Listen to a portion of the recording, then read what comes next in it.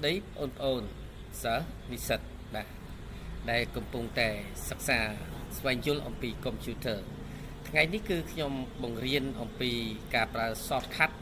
អូខេភាគ2សម្រាប់បងប្អូនទាំងអស់គ្នាអូខេយកទៅអនុវត្តទៅលើកម្មវិធី Microsoft U បាទ control បូក U នេះគឺ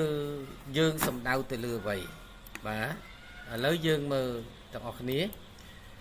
បាទ control បូក U គឺ underline បាទនេះគឺ control បូក U អញ្ចឹង control បូក U នេះគឺជំនួសឲ្យពាក្យថា underline តើជំនួសយ៉ាងម៉េចឧទាហរណ៍ធម្មតាគឺយើងប្រើអានេះប៉ុន្តែយើងអត់ប្រើអាហ្នឹងទេគឺយើងប្រើអានេះគឺប្រើ control បូក U ជំនួសវិញបាទ instead of underline នេះណាក្រហមនេះគឺខ្ញុំប្រើ control បូក U អញ្ចឹង control បូក U នេះគឺជំនួសឲ្យពាក្យ underline ដោះបន្ទាត់គឺយើងយកពាក្យចុចទៅលើនឹងដដែលយើង click បាទ highlight វាហ្នឹងហើយ highlight វាហើយយើងចុច control U អញ្ចឹងបានន័យថាបន្ទាត់នោះបាត់អញ្ចឹងបើសិនជាយើងចង់ដោះចង់ដាក់វិញ control បូក U គឺយើងប្រើចុច control បូក U បន្ទាត់នោះនឹងមកវិញសារអំពី control បូក B control បូក B តើមានន័យយ៉ាងម៉េចB គឺ instead of bold បាទ bold តិច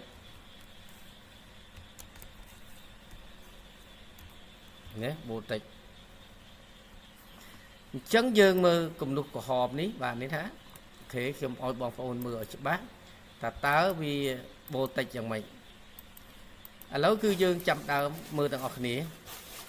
នេះគឺធម្មតាគឺប៉ុណ្ណេះ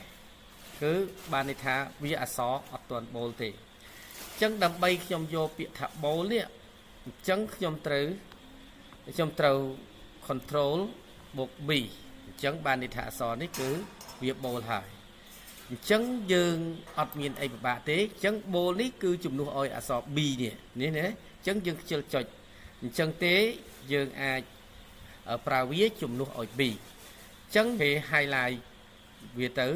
បាទយកពណ៌ក្រហមដែរលេចលើវាលាម្ដងទៀត